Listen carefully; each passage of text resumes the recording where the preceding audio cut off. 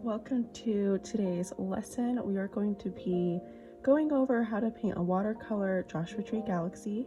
For my supplies, I'm using a sponge brush to do a wash of water, and then I'm also going to be using about 4 different watercolor colors for the painting: Cobalt Turquoise, Payne's Gray, Hooker's Green, and Ivory Black. Then later for the stars, I'm going to be utilizing this white acrylic paint. So let's get started. To begin, I'm simply just going to start by doing a wash of water to my paper. This is going to allow the paint to move really nicely using wet into wet technique. Once I've got my paper saturated with an even coat of water, I'm going to use my size 6 Velvet Touch Princeton brush, and I'm going to start with the lightest color first, which is my Cobalt Turquoise.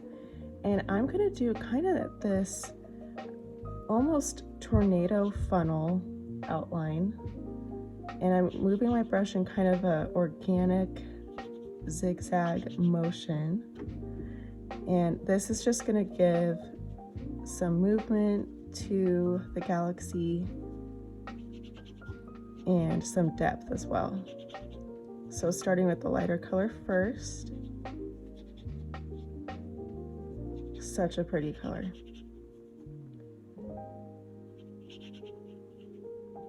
And I'm having different values of the color pop. So here it's a little bit darker, some parts it's a little bit lighter.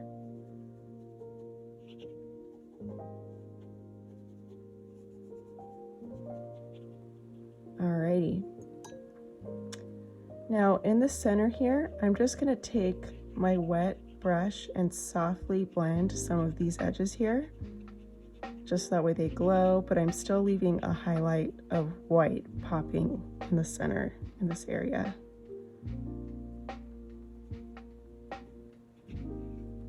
Okay, all right, next up I'm going to add a little bit of green.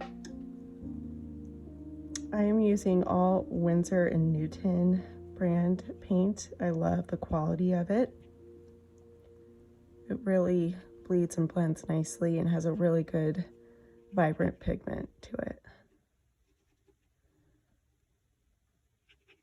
So I'm just layering this on top of a few areas of the Cobalt Turquoise.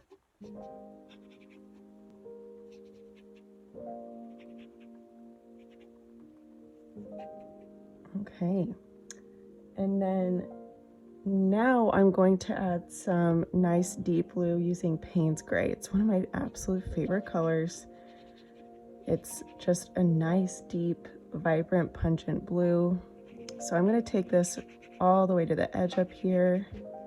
And then to give the painting even more dimension, I'm going to add just a few areas within the galaxy where there's kind of a, almost using this wavy brush kind of motion, there's just a streak of it, and that's just going to allow the lighter colors around it to actually pop even more, and it won't take away from it, but it's just going to add a lot of nice depth and dimension and carry your eye throughout the piece.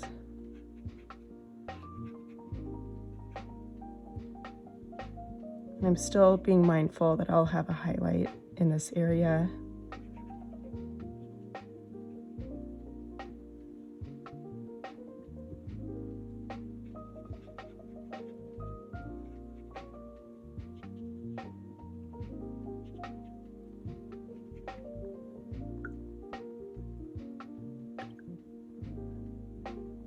Okay, so next up I'm going to use Ivory Black,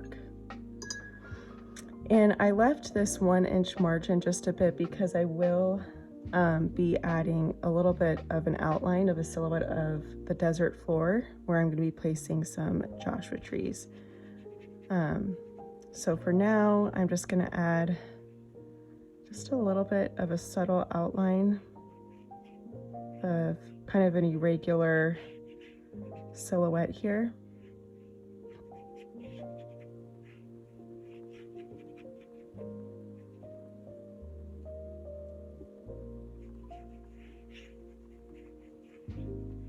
And once it dries a little bit more, I will define that in a moment.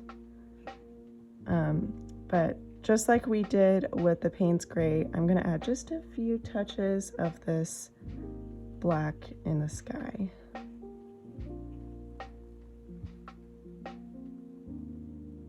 Gonna add just a little bit in this highlight, just to help define it even more. I'm gonna blot my brush because I don't want too dark of black going in there, but just a little bit will go a long way.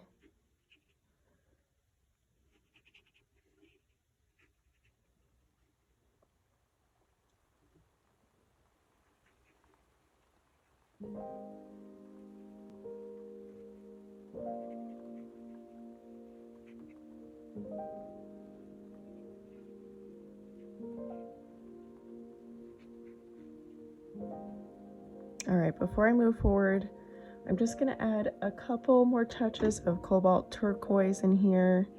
Just want a few areas where it's gonna be popping even more.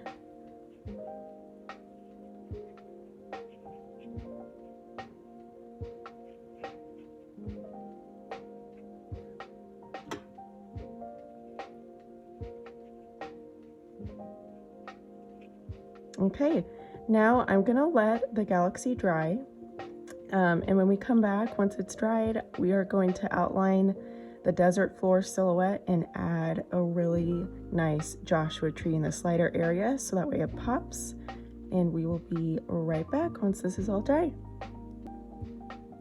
Okay, so the area I'm gonna add the Joshua tree is now dry. So before I get going on the tree, I am just going to add more of an outline of where I want the desert floor to be defined. So I'm just doing almost like an irregular zigzagging line towards the bottom, and I'm just coloring it in with the ivory black.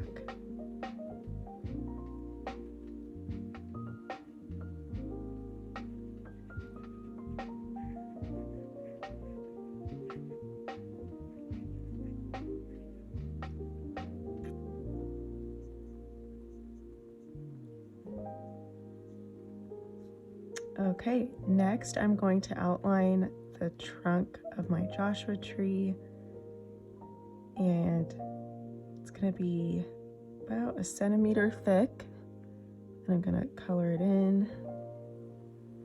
And the cool thing about Joshua trees is that the more irregular the branches are, the better. There's not really a wrong way to do them. They're each very unique. If you've been a Joshua tree, I'm sure have seen just how funky and whimsical Joshua trees can be. So I'm just doing almost like a Y shape outline for the first branch here. I'm gonna do another one stemming off in this direction. Maybe make this one a little taller. You can really play around with this part. I also have another Joshua tree tutorial where I teach how to paint a Joshua tree in color and go over a lot of details of the composition of a Joshua tree, and the color of the bark and the greenery and the texture, everything. So definitely check that out.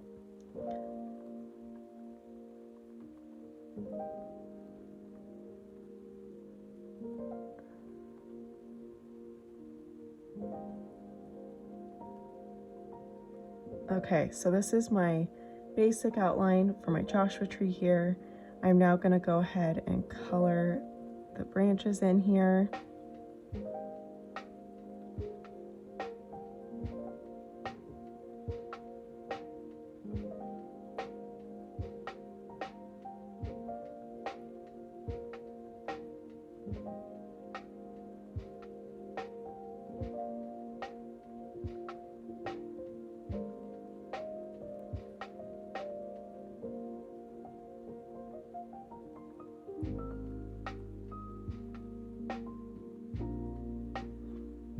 All right, the next step is I'm just gonna paint in some just organic kind of circular oval shapes at the end of each branch.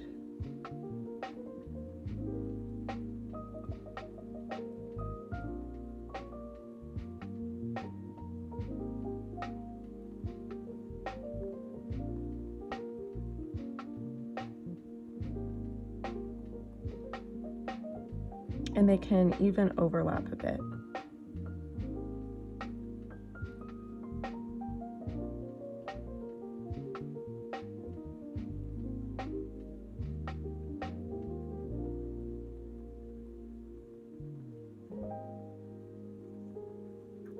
Okay, so using light pressure and just the tip of my brush, I'm now going to add these wispy, almost like pine needle texture on the ends of each of the Joshua Tree branches all around the oval circle area.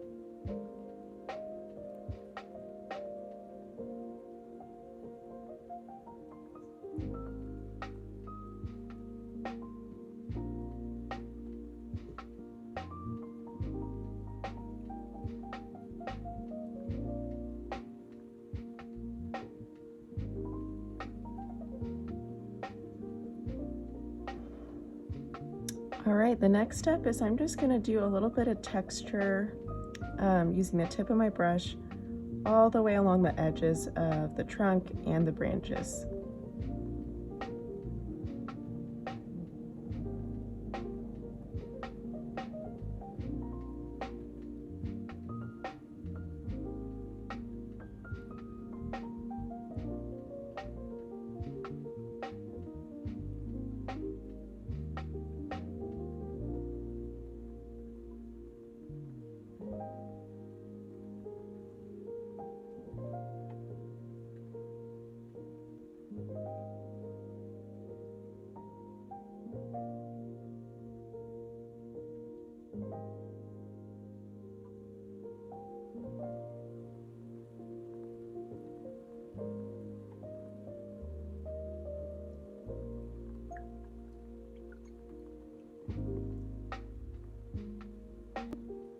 Last but not least, I'm going to use my size 2 Velvet Touch Princeton brush, and I'm going to use some white acrylic paint just to incorporate stars all throughout the sky.